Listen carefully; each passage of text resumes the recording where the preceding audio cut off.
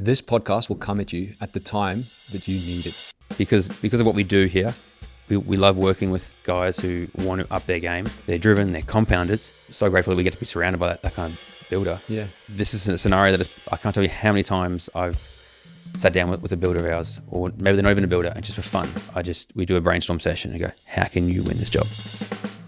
And love getting the text back, I want it. This podcast will come at you at the time that you need it. Have you seen those thumbnails lately on YouTube? No. It's like this, you will find this video when you're supposed to, when you need it most. Wow. It's like the algorithm finds it. Anyway, it's like a trend at the moment. But I think, yeah, this is a hot topic, and it is compete, don't complain. Mm-hmm. It's something that we all struggle with in life, but in terms of, especially as business owners, so many things go wrong all the time. So many problems come up, and it's all about like, how do you deal with it? This time though, I think we always talk about in that moment, how do you deal with it? Like, what should your mindset be? Yeah. A lot of people, I think, talk about that. But I think one thing I want to like just dig deep, a little bit deeper in towards today, is that what is the effect a year later after this problem has happened, like, so that you can actually like grow from it. Yeah. Because everything seems really bad in the moment, but I'm sure if you have a think about maybe, let's say exactly 12 months ago, if you can remember things that have gone bad, then at the time you're like, man, that really Seems sucked. huge. Yeah. It seemed huge. It seemed like that was everything. Now looking back, you're like, oh man, I'm glad that happened, because now this and this and this has happened. We've built a better system here for this, or now we've got these people in the business, and so on. Yeah. So do you ever feel like this, because you talk to a lot of builders, does this ever happen? Like, and do you have any good examples of builders that, that are thinking this way? I mean, yeah. I mean, the one that I received a text from this morning. Yeah. And he would just said, hey, JP, he's probably listening to this podcast. Hey, JP, Happy New Year. I've got a good feeling about this year. This year's going to be great. And he said, this is the year that we're going to collaborate. This is the year we're going to work together. Yep, I'm calling it, he says. And that was awesome. Love receiving those texts from guys. A big goal of ours, and the whole team's really good on it here, is just relationships. And I like, and I really enjoy forming relationships with our builders, sometimes years before they come on board. And it's this guy in particular is a great example of, I would say, a compounder. We talked about that in a previous episode, that concept. But he's not turning over, 10, 20 mil. He's not there yet. But he's working hard, and this idea of competing versus complaining. He has every right to complain. He's in a very challenging situation. He is still working for somebody else, wants to start his own business. And he's, he and I were talking 6 months ago about how does he do this? And he was just asking for my input on marketing. How can he market this new business? He can't put his face on it. So we just brainstormed some ideas around, is there someone else in his friendship group or in his family that can maybe be the face of it, or, just ideas around content.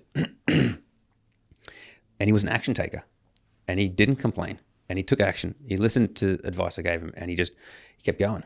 And it's been, every now and again, I have a look at his socials and see what he's up to, and I text him, and you can see that he's just competing. Challenges come up.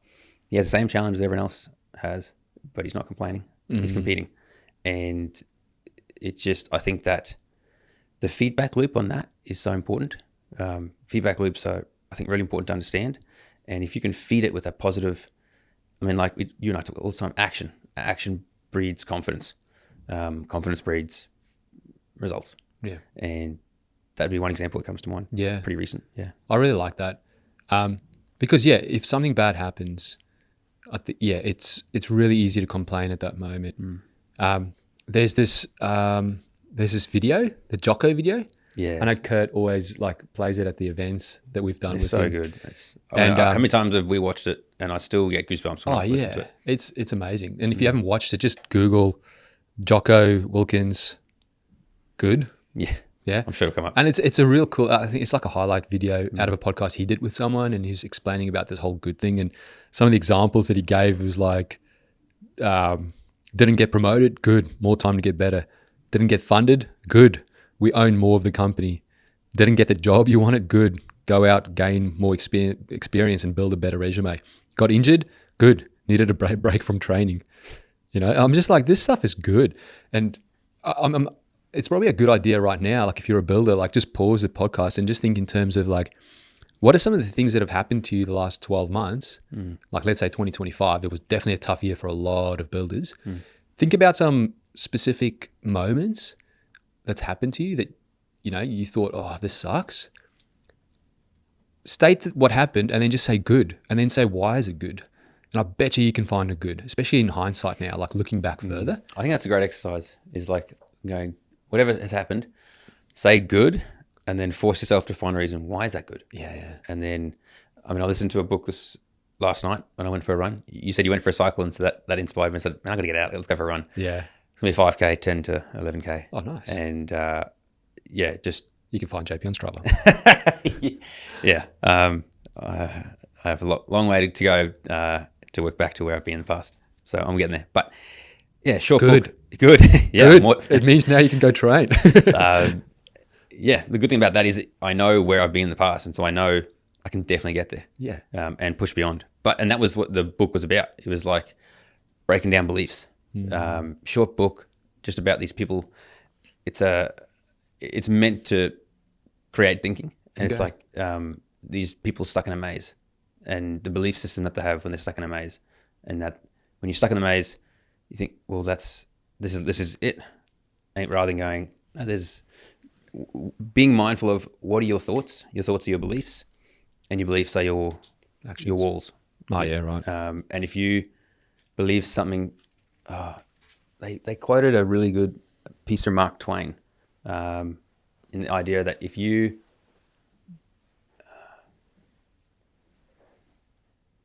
a dangerous belief is one that you believe to be true, but it isn't. But it's a false belief, and the problem with that is you believe it to be true, and so that's your reality because you've created that because it's your belief. Yeah, but it's not the truth. Yeah, it was. But I love just going back to the good thing, right? I love this, like what you just said before. So, whatever happens, say good, and then give a reason why that's good. I'm going to definitely practice that today. Like I even wrote on my hand just then, like good.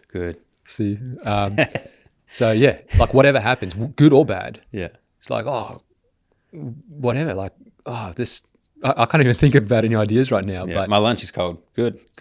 Yeah. Well, my lunch is amazing. Good. Now I can find nice food. But yeah, in all different scenarios, I think it's a really good practice because as you practice it, that's what you become, and you'll start seeing the opportunity. We always talk about the problem equals opportunity. Yeah. As much as I hate problems a lot of times. The obstacle is that's different, but same. Obstacle's the way, yeah. I mean, I'm no different to anyone else listening to this podcast. When a problem comes up, I freaking hate it at that moment. I think it's one thing I really love about you, JP, is the fact that you're you say good a lot quicker. And then that makes me think, yeah, you're right. Yeah. So that's awesome. Yeah. Like even if I think about like your frustrations as a father, and it's like, man, go get dressed, and they're not listening. Good. What's the good? I want to hear the good. I mean, in that, good to me would be good. There's an opportunity to test your patience and to test your communication and to test your ability to draw alongside them and encourage them and give them confidence to be able to learn to do things by themselves. Okay, I'm gonna run through rapid fire. You're a builder. Yeah. All right. You actually no. Let's make it even better. Okay. I give you one. You say good, and then you say why. Okay. Then you give me one. All right. You're a builder, and I tell you. This is off the cuff. Yeah. Let's see how we go. Yeah, let's do it. You've been quoting this job. Right. Even working with the architect and all this stuff, and everything seems great, and for some reason the client no longer wants to build it. Build it at all? Or build it all. You've lost the contract. Yeah. All right. You've spent 6 months, whatever, doing it. Good. Start with good.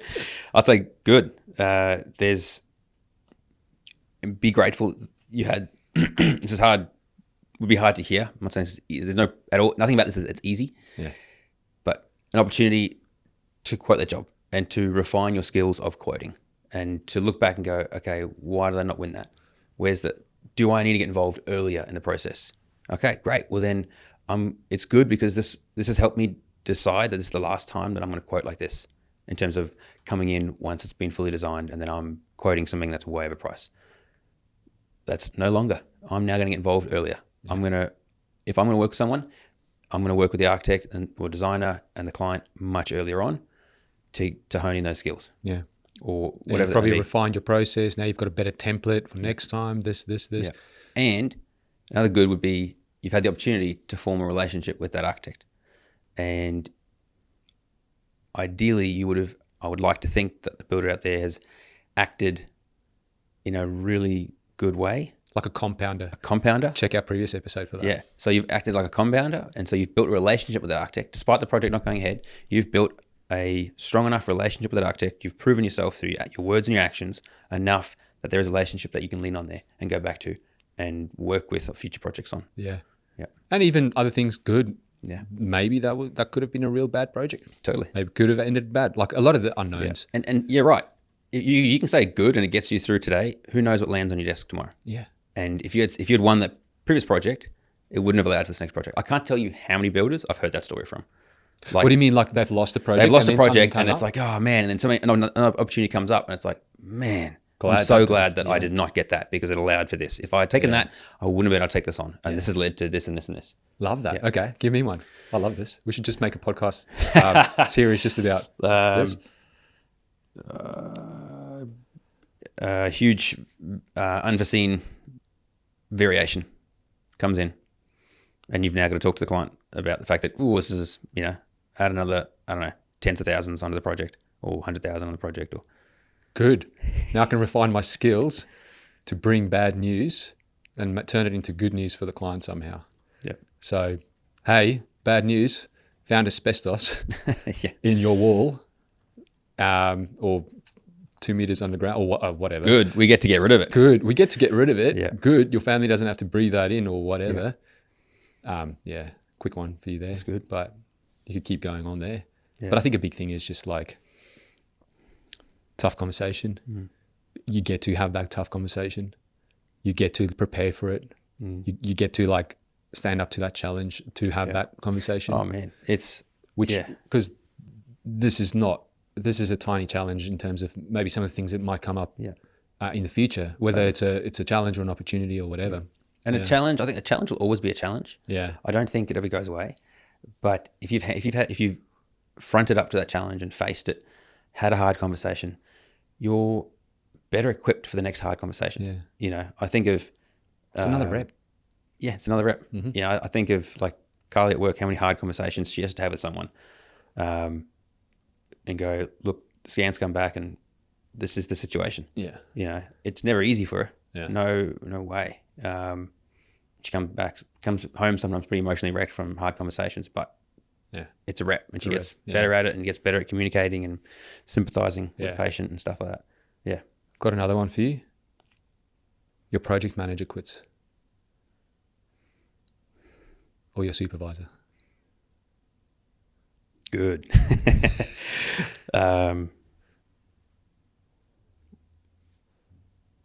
Good. I would say allows you to jump in and see how things are being run and where could things be run better. I've observed this in teams where someone's left and the boss has had to step in and fulfill that role and found blind spots and find areas where things can be improved and systemize things better, leverage better. Therefore it's brought a better outcome to the client. And then eventually rather than just replacing that role, there was a new, different, unique role created, hired someone phenomenal for that, and it's a totally better outcome. Yeah. Yeah. But that would not have been possible had that person not left. Yeah. So because in that case, you could be comfortable. Totally. Yeah, that person's doing the job. The project manager, the supervisor is doing his thing. It's comfortable. Yeah. You're not going to step in and dissect everything. Oh man, why are we spending 10 hours on this thing? Why don't we create a template out of it? Yeah. Why don't we run a better project management software? Let's get off the yellow sticky notes. Let's go to a tech stack that can do this, this, and this, and automate this and this. Yeah. So, 100%. All right. Do you have one more for me? And then we'll end it? Okay. It's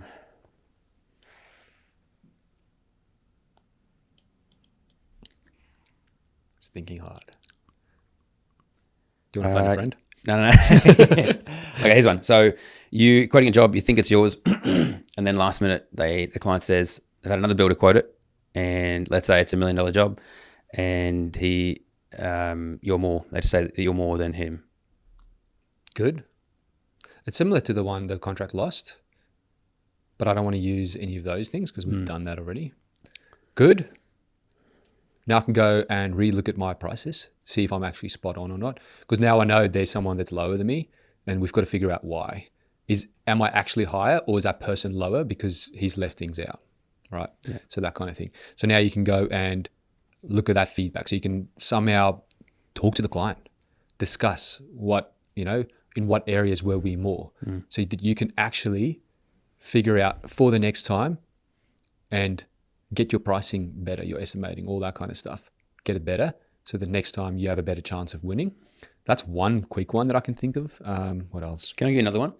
Yeah. Can you see where your mind goes? Because I have one in my head and how I might answer it. But let's say you get the opportunity to price a job, and then you find out that so we're actually going back a little step in this, and then you find out that it's the first time you're quoting this kind of job, let's say, and then you find out that there's another veteran quoting it.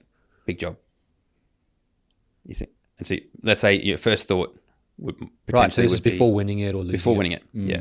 You think it's yours. You think of anyone pricing it, and you're about to start, and then you hear, oh, they've also got they're going to get a second price from Joe, who's been building these kind of homes for 15 years already. Good, because there's going to be a lot of Joes in your industry. You're going to have a lot of competition. So this is your opportunity to go sit down by yourself with your team, whatever, and really figure out what makes you different. Okay, because what you're going to bring to the table needs to be so unique, whether it's through your sales process and how you communicate to that client, how you get to make that client feel heard, feel understood, feel excited, all those things. How else can you instill more trust? Again, at the end of the day, you've got to put yourself in that client's shoes and go, do I go with the builder he's proven, he's been doing this for 50 years, whatever, or do I go with this new guy? And it's got to outweigh it in your favor. What will make that happen? What will put you in that scenario? So now you can start actually looking at all those areas. And a big thing is going to be, good, I need to communicate and ask better questions to this client. Yeah. I need to ask way better questions than that veteran builder, because the veteran builder is going to come in there thinking, hey, my point of difference here is I've done this for 50 years. I don't even need to, compete. You've got to compete. You've got to go hard in a way of really understanding why these people are doing what they're doing. And if the opportunity comes up to suggest better ways of doing it, things that they might not have thought about, that gets them excited. Yeah. Yeah. Yeah. I think if you can, again, go back to this book I was listening to last night, changing your belief system and changing your thought, and then working to believe that becomes your new belief. And this idea of good, I think, is such a great combination. In that scenario, good, I'm competing, and you're always competing against yourself or someone else. And competition is good. Competition pushes you. Yeah. But competing against a veteran, good, because he's going to be complacent. Yeah. He's going to be comfortable. Yeah. He's going to be. It's inevitable that he's going to be that way. Yeah. And the thing is, though, you have to compete, because it doesn't mean that veteran's not going to win the job, right? Totally, very likely. In this moment, he will probably win the job. But it's like any athlete. If you just go and you just compete against yourself, or you have in your calendar, 14 days from now, I'm running this race with 10 other people. What are you going to do in that time?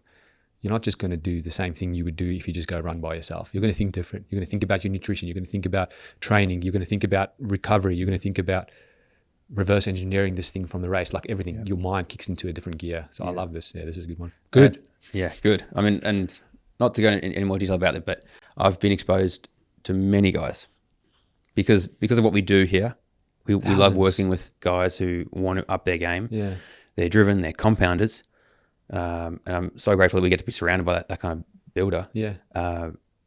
this is a scenario that I can't tell you how many times I've sat down with a builder of ours, or maybe they're not even a builder, and just for fun, we do a brainstorm session and go, how can you win this job? Yeah, cool. And love getting the text back, I want it. Oh, that's sick. Yeah. That's cool. We should have some of those guys on, just talk about that. Yeah, that'd be good. Cool. Thanks for the episode, JP. Thank you. Summit. If you are interested in Summit, public tickets are now completely sold out. Now it's by application only. We want to keep quality in the room. We're recording this podcast at the moment. By the time it's out, I'm not sure if there's still tickets available, but if there is, you can. The link will be in the description. Yeah. And if I can just encourage people to reach out, because I would love to have a conversation with you. Yeah. I would love to have you in the room. Obviously, I want to make sure that the room is right for you, and that you're going to be able to get a lot out of it and bring a lot to the room. But the excitement level is incredible so far for the guys that are coming. So would love to have a chat. Would love to get you in that room. Yeah. And they can just do that by clicking the link if there's a link. So thanks, guys. Thank you.